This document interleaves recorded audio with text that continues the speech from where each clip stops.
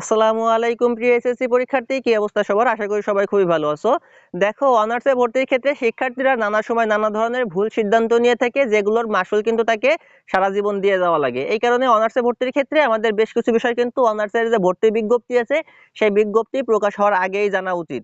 দেখো, তোমাদের মেসেজ দেখে যে জিনিসটা বুঝতে পারলাম, তোমাদের ভিতরে এখনো একটা জিনিস নিয়ে সমস্যা আছে, যে আমাদের এই জাতীয় বিশ্ববিদ্যালয়ে আমাদের আবেদন করার ক্ষেত্রে কয়টা কলেজ চয়েস করতে হবে। আগে এই বিষয়টা একটু ক্লিয়ার করি, তোমাদের কয়টা কলেজ চয়েস করবা।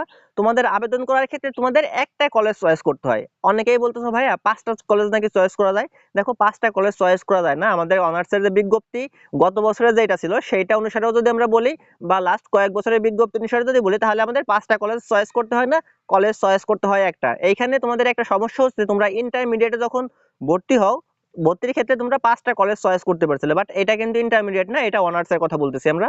অনার্সের সিস্টেম আর ইন্টারমিডিয়েটের সিস্টেম কিন্তু সম্পূর্ণ আলাদা। এই কারণে তোমরা অনেকেই ইন্টারমিডিয়েটের সাথে মিলিয়ে ফেলতেছো যে একটা কলেজ না পাঁচটা কলেজ চয়েস করতে হবে। এটা তোমাদের ভুল ধারণা। আমাদের অনার্সে ভর্তির ক্ষেত্রে যে কাজটা করতে হবে, একটা কলেজে আবেদন করতে হবে। তবে হ্যাঁ, একটা কলেজে আমাদের সাবজেক্ট চয়েস করতে পারবো আমরা কয়টা? পাঁচটা। তার মানে দেখো, তোমার যদি একটা কলেজ চয়েস করতে হয়, তার মানে তোমার কিন্তু অনেক চিন্তা ভাবনা করে হিসাব নিকাশ করে কিন্তু কলেজটাকে চয়েস করতে হবে। এখন তুমি আসলে কোন কলেজটায় ভর্তি হবা, এই কলেজটা বাছাই করার ক্ষেত্রে শিক্ষার্থীরা ম্যাক্সিমাম ক্ষেত্রে ভুল সিদ্ধান্ত নিয়ে থাকে, এবং পরবর্তীতে গিয়ে এইটার মাসুল দেওয়া লাগে তাদের। এখন দেখো, এই কলেজ বাছাই করার ক্ষেত্রে যদি ভুল করতে না যাও, তাহলে সেই ক্ষেত্রে তোমার নিজের কাছে নিজের প্রশ্ন করতে হবে, তোমার পারিবারিক অবস্থা কেমন, তোমার অর্থনৈতিক অবস্থা কেমন, বর্তমানে তোমার মানসিক অবস্থা কেমন, তোমার রেজাল্ট কেমন হয়েছে, এবং তুমি কি কন্টিনিউয়াস ভাবে পড়াশোনা করবা নাকি পড়াশোনার পাশাপাশি চাকরি করবা। এরকম বিভিন্ন বিষয় কিন্তু তোমার আগে সিদ্ধান্ত নিতে হবে কলেজ বাছাই করার ক্ষেত্রে। ঠিক আছে, কলেজ বাছাই করার আগে এই বিষয়গুলোতে সিদ্ধান্ত নিতে হবে, এবং তোমার এই সিদ্ধান্তগুলো অনুযায়ী তোমার কলেজ বাছাই করতে হবে। দেখো, এই বিষয়গুলো আমি একটু এক এক করে তোমাদের সাথে ক্লিয়ার করার চেষ্টা করি। প্রথমে আলোচনা করি তোমাদের জিপিএ সম্পর্কে। মনে করো, কত জিপিএ লাগবে সেটা আমি তোমাদের একটু পরেই বলবো, যে কোন সাবজেক্টে কত জিপিএ লাগবে, মানে কোন গ্রুপের শিক্ষার্থীদের কত জিপিএ লাগে। এখন এইখানে যে বিষয়টা খেয়াল করতে হবে, তোমাদের জিপিএ নিয়ে, মনে করো তোমার যে জিপিএ আছে সেই জিপিএ নিয়ে তুমি সব কলেজে আবেদন করতে পারবা। এখন আবেদন করতে পারলেও দেখা যাচ্ছে তোমার জিপিএ তুমি আবেদন করতে পারতেছো, কিন্তু তুমি ওইখানে সাবজেক্ট পাবা কিনা এটাও কিন্তু একটা ভাববার বিষয়। এই কারণে তোমার জিপিএ কেমন, সেই জিপিএ দিয়ে গত বছরগুলোতে ওই কলেজে তোমার শিক্ষার্থীরা চান্স পাইছে কিনা সেই বিষয়টা কিন্তু খেয়াল করতে হবে। দেখো, তোমাদের একটা গল্প বলি। আমার একটা ফ্রেন্ড ছিল, আমার থেকে তার ভালো রেজাল্ট ছিল, কিন্তু সে কলেজ বাছাই করার ক্ষেত্রে কিন্তু সে উন্নত মানের একটা কলেজ, মানে ভালো কলেজ বাছাই করছিল। লাস্ট পর্যায়ে দেখা গেছে আমরা সবাই কলেজে ভর্তি হয়ে গেছি, কিন্তু সে ভালো কলেজ বাছাই করার জন্য ভালো রেজাল্ট নিয়ে এসেও কিন্তু সে কলেজে ভর্তি হইতে পারছিল না। পরবর্তীতে গিয়ে সে রিলিজ স্লিপে ভিন্ন একটা কলেজে ভর্তি হয়েছিল।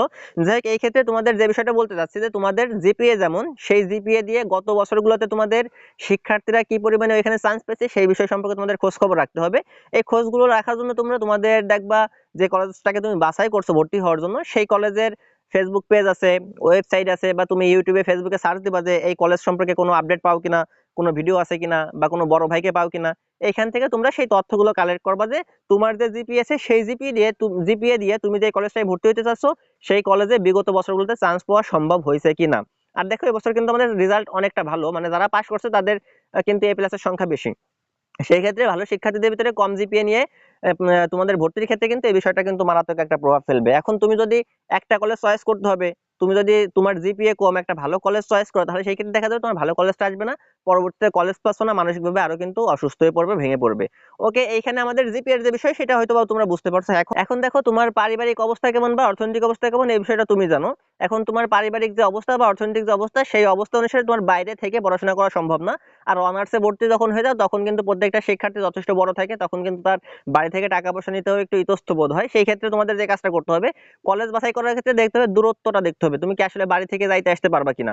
তোমার যদি অর্থনৈতিক অবস্থা বা পারিবারিক অবস্থা ভালো থাকে, তাহলে সেই ক্ষেত্রে তোমার এটা নিয়ে টেনশন করতে হবে না। বাট যদি তোমার পারিবারিক অবস্থা একটু খারাপ থাকে, তাহলে তুমি 3-4 বার ভেবে তারপরে সিদ্ধান্ত নিবা যে তোমার ওই কলেজে গিয়ে পড়াশোনা করতে যে খরচটা হবে, ওখানে থাকতে যে খরচটা হবে, বা বাড়ি থেকে গেলে যেতে পারবা কিনা, এরকম বিভিন্ন বিষয়ে সিদ্ধান্ত নিয়ে তোমার কিন্তু কলেজটাকে বাছাই করতে হবে।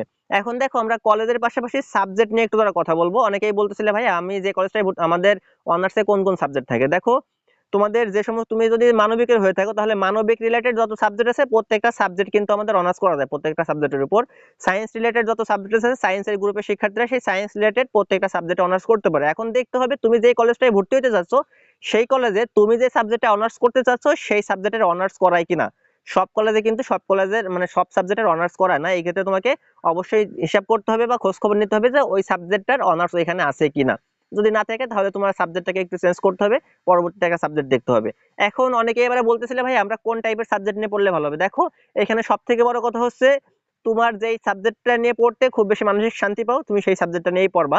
এবং এইখানে তোমরা যদি বলো যে ভাইয়া বাংলাদেশের কোন সাবজেক্টগুলো বেশি ভালো, কোন সাবজেক্টগুলো মোস্ট ওয়ান্টেড, সেই বিষয়গুলো নিয়ে পরবর্তীতে একটা ভিডিও আপলোড করবো, সেইখান থেকে তোমরা দেখে নেবে যে কোন সাবজেক্টটা ভালো, কোন সাবজেক্টটা নিয়ে অনার্স করলে তোমাদের জন্য বেশি ভালো হবে। এখন তোমাদের কাছে প্রথম সাজেশন থাকবে যে সাবজেক্ট বাছাই করার ক্ষেত্রে তোমার যে সাবজেক্টটা বেশি ভালো লাগে, যে সাবজেক্ট নিয়ে পড়তে তুমি সবথেকে বেশি স্বাচ্ছন্দ্য বোধ করো, সেই সাবজেক্টটা নিয়ে পড়ার চেষ্টা করবা। তাহলে সেই ক্ষেত্রে কিন্তু অনার্সে ধরা খাবা না, তাই না হলে কিন্তু অনার্সে ধরা খাওয়ার একটা সম্ভাবনা থাকে। এখন দেখো আমরা সব থেকে মেইন যে বিষয়, আমাদের সব থেকে বেশি প্রশ্ন যেটা দেখেন আমরা পাচ্ছিলাম যে আমাদের অনার্সে কত পয়েন্ট লাগে, জিপিএ লাগে কত আমাদের অনার্সে ভর্তির ক্ষেত্রে, সেই বিষয়টা নিয়ে তোমাদের সাথে আলোচনা করব। দেখো আমরা দেখো অনার্সে ভর্তির ক্ষেত্রে আমাদের যে জিপিএ লাগে সেই জিপিএ সম্পর্কে একটু তোমরা কথা বললে, দেখো এখানে আমাদের যে আবেদনের যে যোগ্যতা সেই যোগ্যতা নিয়ে একটু কথা বলবো, তাহলে তোমরা এখানে ক্লিয়ার ধারণা পেয়ে যাবা। এখানে আমি একটু বক্স করে দিচ্ছি, আমি ধরো এখানে এটা একটু সরাই নি। ওকে, এবার একটু খেয়াল করে দেখো এখানে আমি যে বক্স গুলো করবো সেই বক্স গুলোর দিকে খেয়াল করে দেখো। এই বক্সটাই বলা হয়েছে মানবিক শাখার যে সমস্ত শিক্ষার্থীরা আছে তাদের কথা বলা হয়েছে। এইখানে টোটালে তোমরা একবার পড়ে নাও, আমি তোমাদের সংক্ষেপে একটু বুঝাই দিই। এখানে যারা এসএসসি এবং এইচএসসি তে কমপক্ষে তোমাদের 3 করে থাকা লাগবে জিপিএ, এবং দুইটা মিলে যদি তোমার 6.5 থাকে তাহলে তুমি কি পাবা, ভর্তির জন্য আবেদন করতে পারবা কলেজের, মানে যে কোনো কলেজে তুমি অনার্সে ভর্তির জন্য আবেদন করতে পারবা। তার মানে মানবিক শাখার যে সমস্ত শিক্ষার্থীরা আছে এসএসসি তে কমপক্ষে 3 থাকা লাগবে জিপিএ, ইন্টারমিডিয়েটে কমপক্ষে 3 থাকা লাগবে, এবং দুইটা মিলিয়ে তোমার থাকতে হবে কত, 6.5। ঠিক আছে, যদি 6.5 থাকে তাহলে সেই ক্ষেত্রে তোমরা কি করতে পারবা, তোমরা কিন্তু কলেজের জন্য আবেদন করতে পারবে। এবং আবেদন করার ক্ষেত্রে তোমাদের একটা কলেজ বাছাই করতে হবে, আর কলেজটা কোন কিভাবে বাছাই করবে সেই সম্পর্কে তোমাদের আগেই বলছি, যে তোমার জিপিএ অনুসারে ওই কলেজে আসলে কি পরিমাণে শিক্ষার্থী চান্স পায় সেটা হিসাব নিকাশ করেই কিন্তু তোমার কলেজটাকে বাছাই করতে হবে, তাই না হলে কিন্তু তোমার দেখা যাবে তোমার চান্স হবে না কলেজে। তারপর দেখো এই বক্সটার দিকে তাকাও। এই বক্সটাই বলা হয়েছে আমাদের বিজ্ঞান এবং বাণিজ্য শাখার শিক্ষার্থী যারা আছে, অর্থাৎ সায়েন্স এবং কমার্সের যে সমস্ত শিক্ষার্থীরা আছো তাদের ক্ষেত্রে যে কাজটা, যে বিষয়টা হবে, তোমাদের এসএসসি তে কমপক্ষে জিপিএ 3 থাকতে হবে, আবার ইন্টারমিডিয়েটে কমপক্ষে জিপিএ 3 থাকতে হবে, এবং দুইটা মিলে তোমার থাকতে হবে দেখো জিপিএ 7। ঠিক আছে, তোমার দুইটা মিলে থাকতে হবে কত, তোমার দুইটা মিলে থাকতে হবে জিপিএ 7, আর তোমার কমপক্ষে এসএসসি তে 3, ইন্টারমিডিয়েটে 3 থাকতে হবে। তাহলে দেখো যারা মানবিক, তারা যারা মানবিকের আছো তাদেরকেও 3 3 করে থাকতে হবে, তবে দুইটা মিলে তোমাদের থাকতে হবে 6.5। আর যারা সায়েন্স এবং কমার্সের আছো তাদেরকেও 3 3 করে থাকতে হবে, কিন্তু দুইটা মিলে তোমাদের থাকতে হবে কত, 7। যদি তোমরা জিপিএর এই শর্তগুলো পূরণ করতে পারো তাহলে তোমরা যে কোনো কলেজেই কিন্তু আবেদন করতে পারবে। এখন যে কোনো কলেজে আবেদন করলেই যে চান্স হবে এটা কিন্তু মেইন বিষয় না।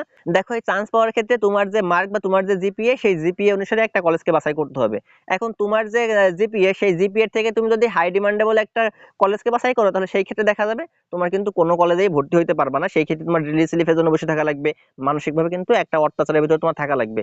সেই ক্ষেত্রে বলবো তোমরা এই বিষয়গুলো বিবেচনা করে তারপরে তোমরা অনার্সে ভর্তির কলেজটাকে বাছাই করবা, এবং এই কলেজটাকে কিন্তু এখনই বাছাই করতে হবে। বিজ্ঞপ্তি প্রকাশ করার পরে কিন্তু তুমি অনার্স বাছাই করতে, কলেজ বাছাই করতে গেলে সেখানে তোমরা অনেক ভুল সিদ্ধান্ত নিয়ে ফেলবা। দেখো তোমাদের আরেকটা কথা বলবো যে আমাদের চ্যানেলের যে কোয়ালিটি সেই কোয়ালিটি অনুযায়ী আমাদের চ্যানেলটা কিন্তু অনেক বেশি পিছিয়ে আছে, তাই তোমাদের কাছে অনুরোধ করব তোমাদের অ্যাডমিশন সংক্রান্ত যাবতীয় সব ধরনের তথ্য এবং গাইডলাইন পাওয়ার জন্য চ্যানেলটিকে সাবস্ক্রাইব করে রাখবা, এবং তোমার বন্ধুদের মাঝে একটু ভিডিওটাকে শেয়ার করে সাবস্ক্রাইব করে রাখতে বলবা। চ্যানেলটি যখন বড় হবে তখন তোমাদের জন্য কাজ করার জন্য আমরা অনেক বেশি অনুপ্রেরণা পাই।